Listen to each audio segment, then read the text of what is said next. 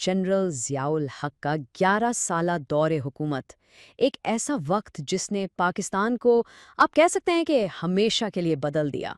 आज हम इसी दौर का जायज़ा लेंगे जिसने मुल्क की सियासत, मुआशरत और दुनिया में इसके मकाम को एक बिल्कुल नई शक्ल दी। तो सवाल ये उठता है कि सिर्फ 11 सालों में आखिर ऐसा क्या हुआ कि एक मुल्क की पूरी तकदीर ही बदल गई। ये सवाल बहुत अहम है, क्योंकि इसका जवाब हमें ज़िया दौर के फ़ायदों और नुकसानात दोनों को समझने में मदद देगा।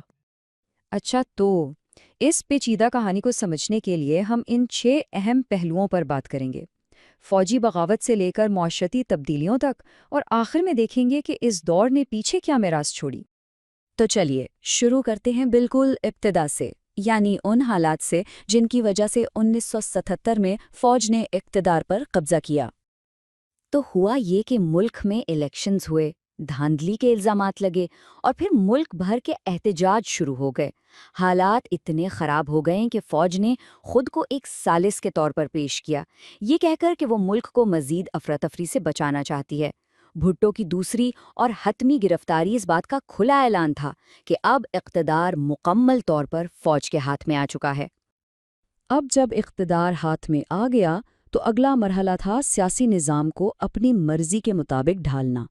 इसके लिए ज़िया हुकूमत ने दो तरफ़ा हिकमत अमली अपनाई। एक तरफ नए इत्तेहादी बनाए और दूसरी तरफ मुखालिफिन को पूरी सख्ती से कुचल दिया। और इस सोच की बेहतरीन अक्कासी जनरल ज़िया के अपने इस कॉल से होती है। वो वाकई ये मानते थे कि पाकिस्तान को सिर्फ फ़ौज ही मुत्तहद रख सकती है, सियासतदानों के बस की बात नहीं। यहाँ पर तज़ाद बिल्कुल साफ नज़र आता है। एक तरफ सियासी इस्तेकाम का नारा था, तो दूसरी तरफ जमहूरियत का गला घोंट दिया गया। पीपल्स पार्टी को कमज़ोर करने के लिए नवाज शरीफ जैसे नए चेहरे मुतारिफ करवाए गए। लेकिन भुट्टो की फांसी एक ऐसा वाक़या था जिसने मुल्की सियासत पर इतने गहरे ज़ख्म छोड़े जो शायद आज तक नहीं भर सके। सियासत के बाद अब रुख करते हैं मईशत का। यहाँ भी एक बहुत बड़ी तब्दीली आई। भुट्टो के सोशलिस्ट नज़रियात को मुकम्मल तौर पर रद्द कर दिया गया और एक ऐसा निज़ाम लाया गया जिसने फ़ौज की माशी सल्तनत को बेहद वसी किया। यानी भुट्टो की इस्लामी सोशलिज्म की पॉलिसी को 100% उलट दिया गया। अब हुकूमत की सरपरस्ती मखसूस कारोबारी, सनती और ताजर तबकों को हासिल थी, जिसने मुल्क की मुआशी सिमत ही बदल कर रख दी। और इसी दौर में एक बहुत अहम इस्तिलाह सामने आई, मुलबिस। अब ये है क्या? ये दरअसल फ़ौज के वो तिजारती मंसूबे थे जो दिफाई बजट से अलग थे।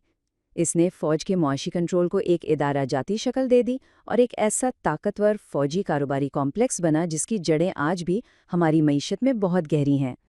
लेकिन शायद ज़िया दौर का सबसे गहरा, सबसे देरपा और सबसे मुतनाज़ा पहलू पाकिस्तानी मुआशरे और कानून को मुनज़्ज़म तरीके से इस्लाम के मुताबिक ढालना था।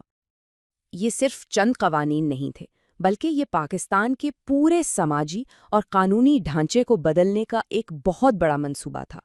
हुदूद ऑर्डिनेंस जैसे कवानीन ने फौजदारी निज़ाम को बदला, तो दूसरी तरफ तालीमी निसाब में तब्दीलियों ने एक पूरी नस्ल की सोच पर गहरे असरात मुरत्तब किए। इन इक़दामात ने मुआशरे में ऐसी तक़सीम पैदा की जिसके असरात हमें आज तक नज़र आते हैं। और फिर ज़िया की अंदरूनी पॉलिसियों को आलमी सतह पर एक बहुत बड़ा स्टेज मिल गया। कैसे? जब सोवियत यूनियन ने अफ़गानिस्तान पर हमला कर दिया। ये जंग ज़िया दौर की खारिजा पॉलिसी का मरकज़ी नुक्ता बन गई। सोवियत यूनियन के खिलाफ इस जंग में पाकिस्तान के किरदार ने इसे अचानक पूरी दुनिया की नज़रों में अहम बना दिया। पाकिस्तान एक फ्रंट लाइन स्टेट बन गया। स्ट्रेटेजिक फ़ायदों के साथ साथ मुल्क में अरबों डॉलर की इमदाद आई, जिसने मईशत और फ़ौज दोनों को बेपनाह मजबूत किया। लेकिन हर सिक्के का एक दूसरा रुख भी होता है। इस जंग की बहुत भारी कीमत चुकानी पड़ी। मुल्क में हथियारों का सैलाब आ गया, जिसे क्लेशनिकोव कल्चर कहा जाता है। वही जंगजू जो अफ़गानिस्तान के लिए तैयार किए गए थे, उन्होंने खुद पाकिस्तान के अंदर अदम इस्तेहकाम पैदा किया और फ़िरकावारियत को हवा दी। ये वो मनफी असरात थे जिनसे मुल्क आज तक निपट रहा है। तो अब हम पहुंचते हैं उस दौर की मिरास पर जो आज भी एक पेचीदा और गहरी बहस का मौजू है।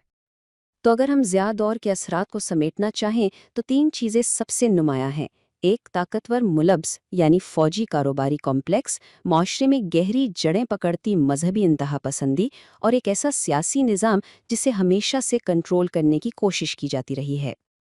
اور آخر میں یہی سوال بچتا ہے کہ کیا اس دور کے مبینہ فائدے اس بھاری قیمت سے زیادہ تھے جو پاکستان کی شناخت کو ادا کرنی پڑی؟ یہ ایک ایسی بحث ہے جو آج بھی پاکستان کے حال اور مستقبل کی راہ متعین کرتی ہے۔